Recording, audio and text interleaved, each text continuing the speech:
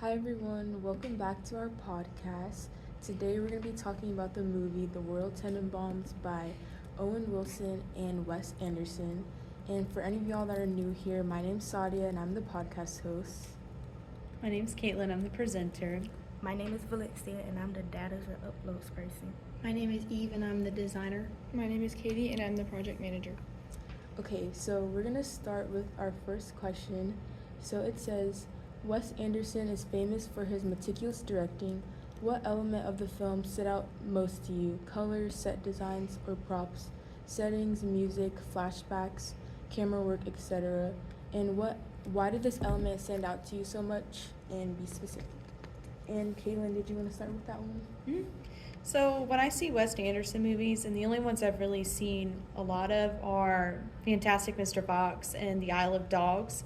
And every time he does a movie, everything is very deadpan and very serious. Like, it could be the most unserious thing that you've ever heard of, and everyone is just on the same tone, same, voice. And I think, weirdly, that's what normalizes the mental health struggles in the movie. Is just the deadpan, like, I'm depressed or I feel suicidal. Like, it's normalized. It's not seen as something that should have stigma around it. It's something that everyone experiences and everyone can get help for. And then I did also like that he had certain props dedicated to each person, like Margot having her jacket or her play, Chaz having his tracksuit and his mice, and then Richie having his tennis, what is it called, a tennis bat? Racket, yeah, tennis racket. And his outfit, and then they all kind of shed that at the end as they become new people dealing with coping with their mental health struggles. Okay. And Katie, did you want to add on to that? Yeah, as Caitlin was saying with the outfits, I feel like it was almost intentional of him to do that. I feel like because they've been wearing the same thing from their childhood to then. It's just the consistency. It was very intentional of him, and kind of adds on to the film. I'm trying to think.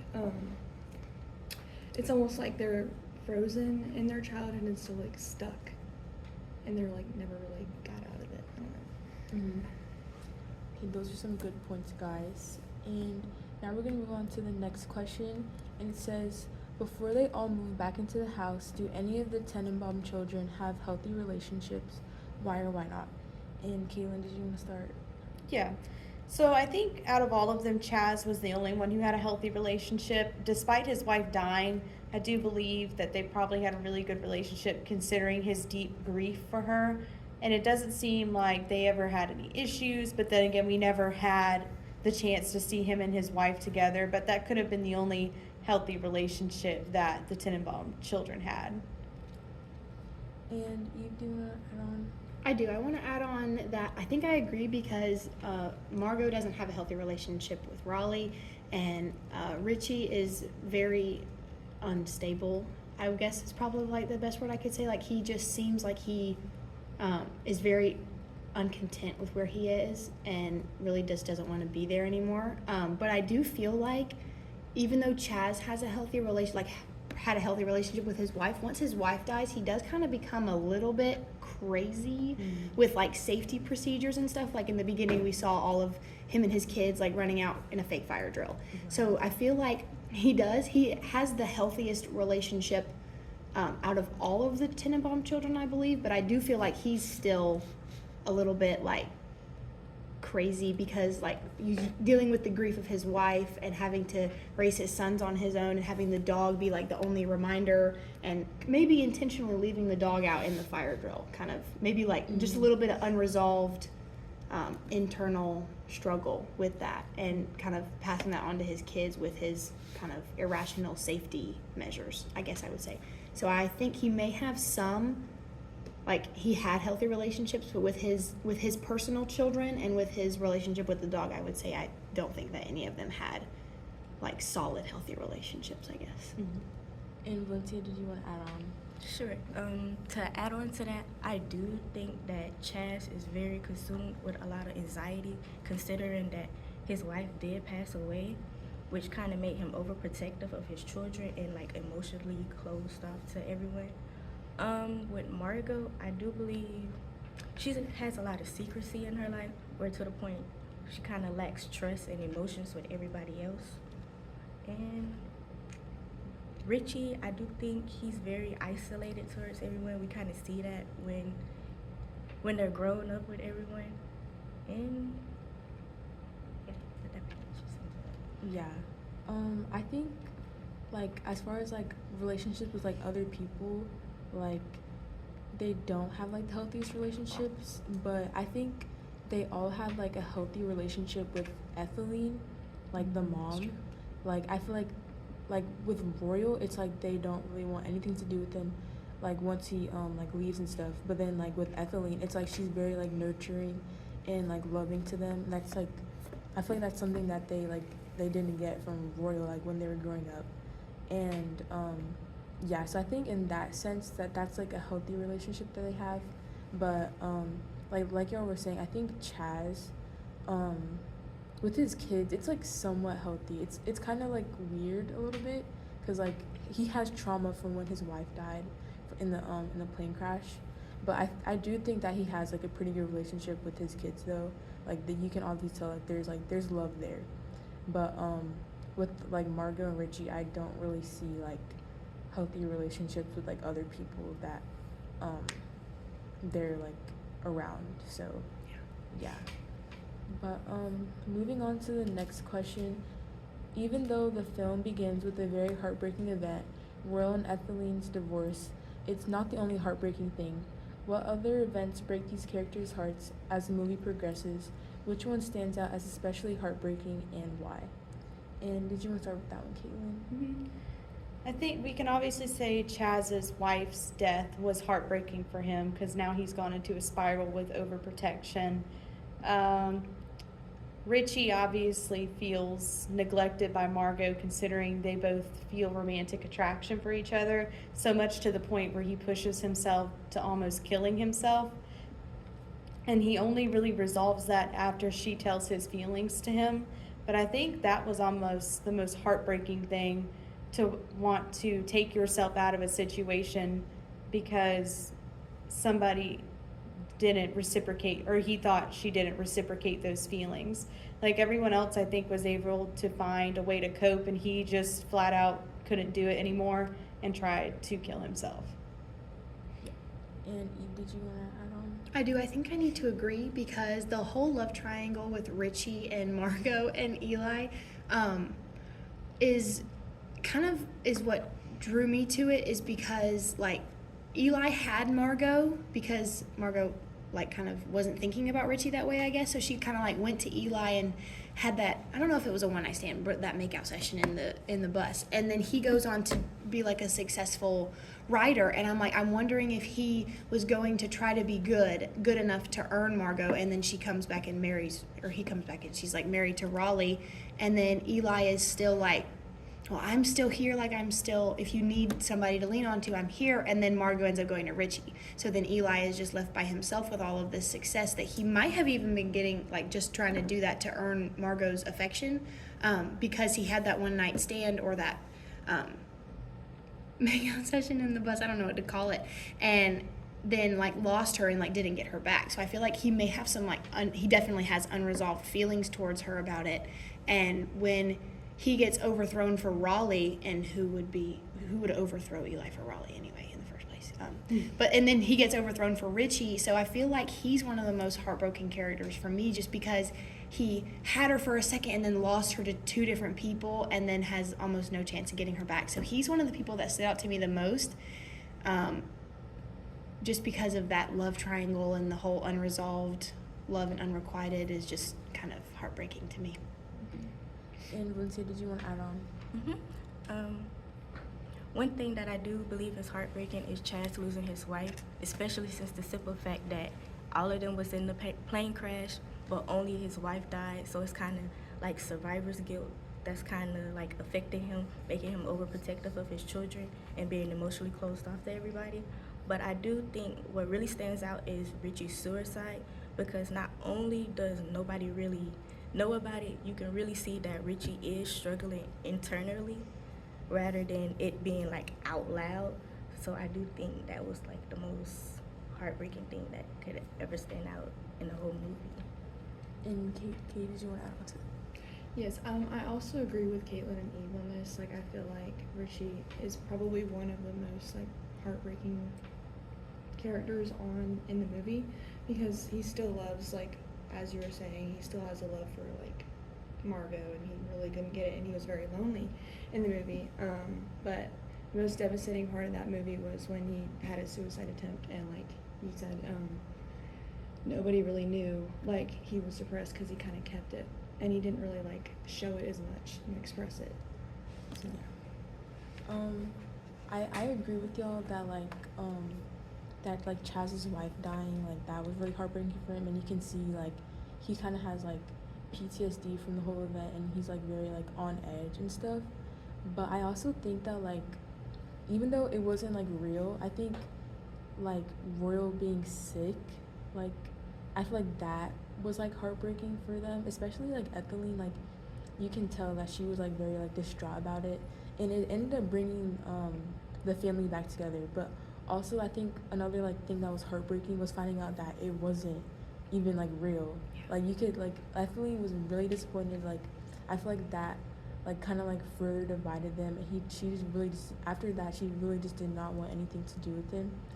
And just like the fact that he would just like go to that extent just to like do that, I think that was like really heartbreaking for the people in the family. So but I think the one that stood out most to me was like Chaz's wife dying. But so for the next question, it says, which character's fashion sense / outfits stood out to you most and why? And Valencia, did you want to answer that one? The one that I think stood out to me the most was Margot, especially since the simple fact with the fur coat, the heavy eyeliner, it hasn't changed since she was a child. I do think it stands out the most because it kind of, since it doesn't change throughout the film, it kind of reflects on how she's stuck based on how she is, specifically on how she keeps secrets. Like no one knows what's going on throughout her life besides her. And how she keeps those secrets and she distances herself from everybody, considering that everybody is going through something. Yeah. And Katie, did you want to add on to that? I was literally about to say like something so similar with the heavy eyeliner, the coat, and like everything. Like you said, I feel like it definitely does reflect like who she is and like how she kind of portrays herself to be in that movie. She's very like edgy and kind of like quiet to herself. I don't know, but I definitely do agree with what you're just saying about that. Yeah. To me, I think Chaz's outfit stood out the most because like with the red tracksuit, like it's the brightest thing like in the movie. Like the movie's already kind of like colorful, but like hit like the bright red tracksuit like every single scene. I think that stood out the most to me. But it's interesting because like I feel like he went through like a really like tough, like a really hard event like in his life, but like he's wearing these like bright like colors and stuff, so you would think like he wouldn't have gone through that. You would think like if something like bad happened to him, maybe he'd be wearing dark colors. But I think something that Mr. Diehl said in class was like he's like they had him wear that bright red outfit to like because like his like emotions are like so obvious to everyone else like, besides him, so maybe like that's why they did that. But I think that outfit stood out most to me, and that kind of leads into our like our made-up question, and it was, why do you think Wes Anderson decided to have the characters like wear the same outfit throughout the whole movie? And Eve, did you want to answer that one? I do. I think the main reason that he chose to do it that way was because, at least in the case of Chaz and Richie, the outfits that they were wearing in the beginning of the movie were when they were in their prime. So like Richie is wearing a tennis outfit because he was a really great tennis player, and his kind of like the fact that his dad loved him was kind of dependent on his tennis career. And because he was such a good tennis player, his dad placed so much emphasis on him, and he was kind of like the golden child. And Chaz wore tracksuits and created these Dalmatian mice and was one of the smartest kids at his school. And so because they kind of stick with those clothes, it's kind of like them not wanting to lose that era of their life and wanting to go back to their prime of when their dad like appreciated the things that they did, and when he actually like cared about them and they felt like they got his validation and they were successful, kind of thing. So I feel like because their lives are so messed up and twisted and lonely now, by wearing the clothes that they wore when they were younger kind of like brings them back to that time when life was easy-ish. I mean, obviously not easy, but when their life was, I guess, better and they were successful, and Chaz like had earned money from suing his father, and Richie had a successful tennis career. So like I feel like the reason that he chose to do that is because it like represents that their time is past and they're now just living in a time where they are just trying to get by, but their prime is over. That's kind of what I feel like could be a reasoning behind that. Yeah, I think that's a good point.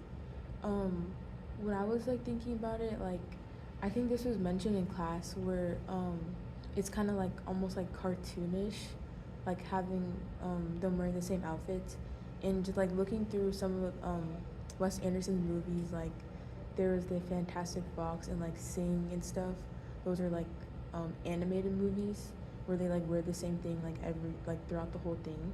So maybe that just like kind of reflects like his style of like stuff that he does. But it's just like interesting how they did that in like a live action movie. Like you don't typically see that and stuff like that. But yeah, so I just thought that was interesting. But the next question is, Richie's suicide attempt is the most obvious demonstration of depression in the film, but his depression is hard to notice beforehand. What aspects of his life seem like symptoms of depression? Do you think any of the characters could have seen his suicide attempt coming? Why or why not? And Kaylin, did you want to start with that? Mm-hmm. I don't think his siblings saw it. I think he's very disconnected from his siblings, because as we see Royal put him on like a pedestal, and he took him to these dog fights, or he would just take him out, and he never really invited Chaz or Margot. So I think they're kind of removed from the situation. I think they still love Richie, but he's my sibling, but we're not really that close.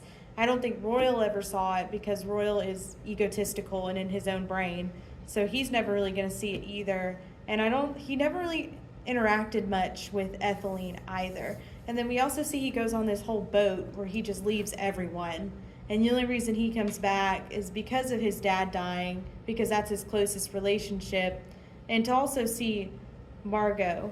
But nobody ever really saw him struggle until he was in the bathroom. He shaved off his beard, he shaved off his hair, took off his sunglasses, took off the tennis gear, and then he unfortunately slit his wrist. And the person who found him wasn't even any family members. It was Rowley's quote-unquote son who found him and then took him to the hospital. And even after we see him safe and okay and stable, Chaz was like, "Can I just see the suicide letter?" I mean, it just shows how, of course, Wes Anderson movies tend to be pretty deadpan and very straight to the point, but it just shows how unserious they thought his depression was, even after the fact that he did try to kill himself.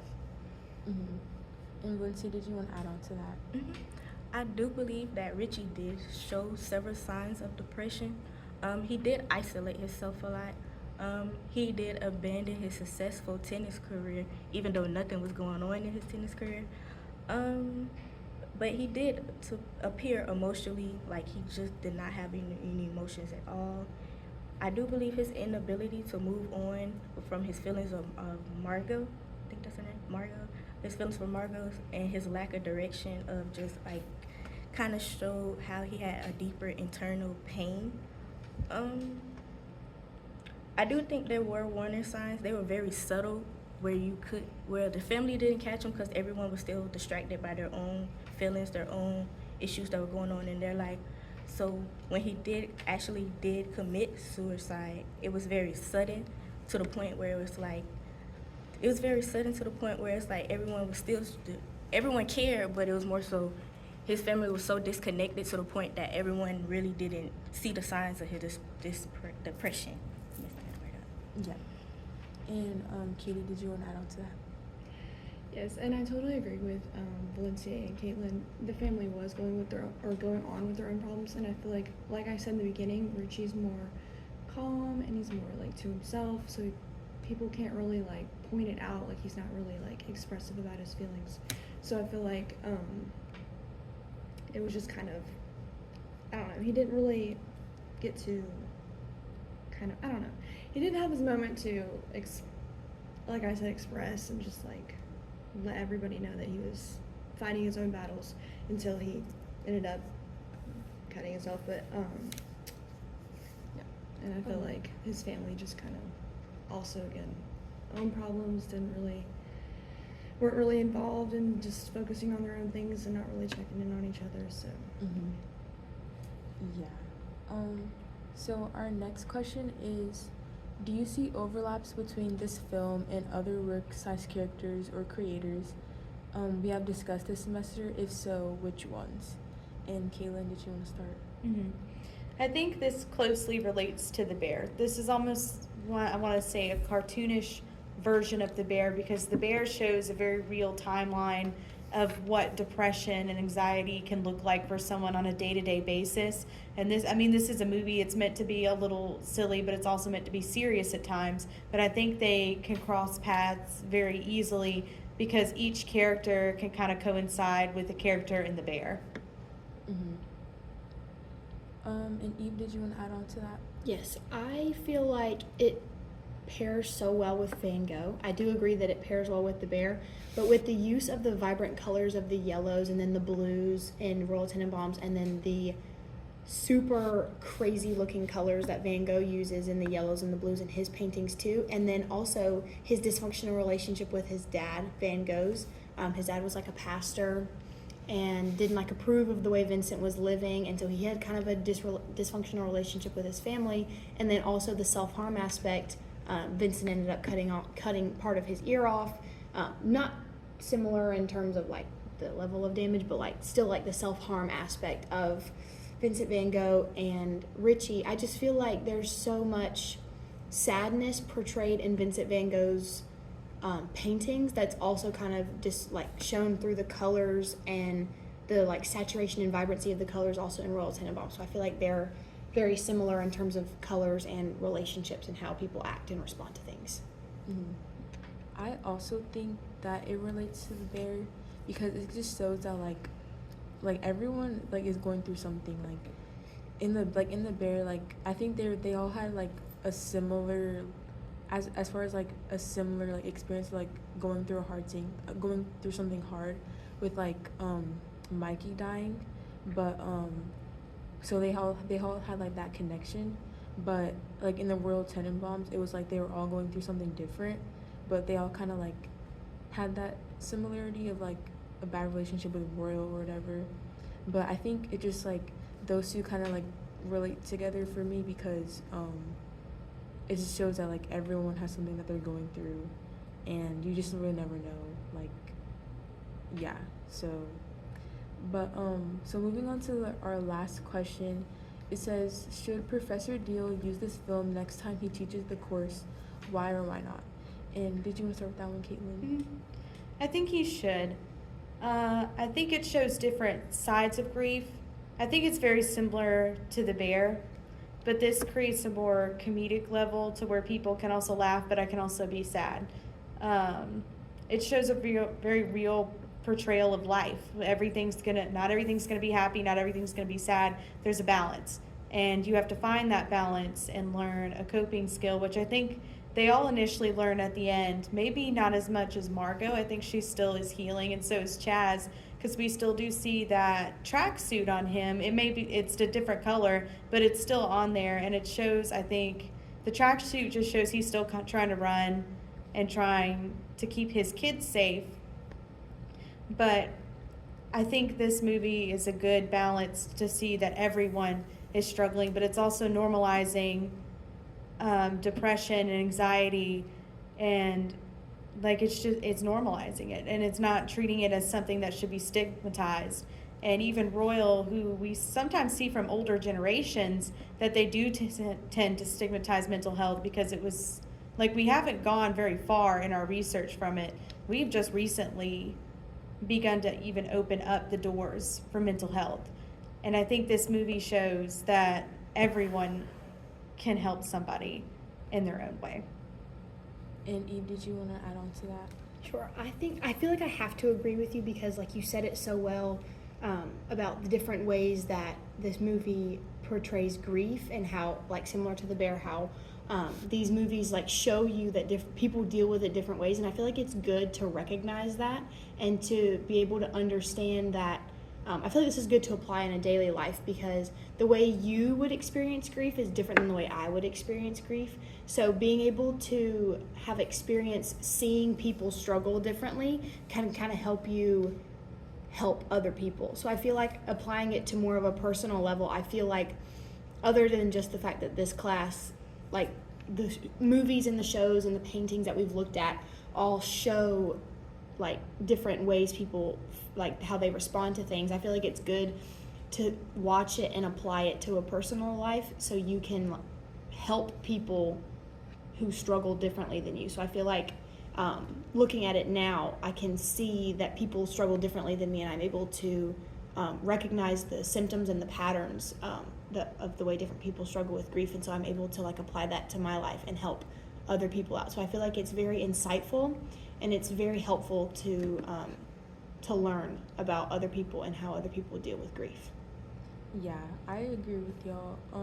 I definitely think that he should use this again, especially if the theme for the class is gonna be like heartbreak and stuff, because like pretty much like everyone in the movie like went through some type of heartbreak, whether if like two characters had the same heartbreak or whatever. But it really just shows that like everyone, like even if you think that like something's not going on with someone, like there might be something that's like underlying in there.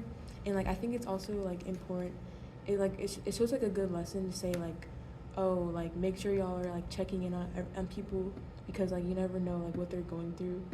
And like for like with Richie's suicide attempts, like they didn't even know, so like they weren't able to like help him or whatever. But yeah, and I also liked what you were saying about like how like it shows like how like different people handle grief, which I think again goes on with like maybe someone like handles it better than others, but I think it's still important to like make sure you're checking in on people, especially if you're close to them. But I definitely think that he should use this movie again for humanities. But those are all of our questions. I loved all of y'all's points that you made, and thank you for everyone for watching our podcast, and we'll see you next time. Bye. Bye.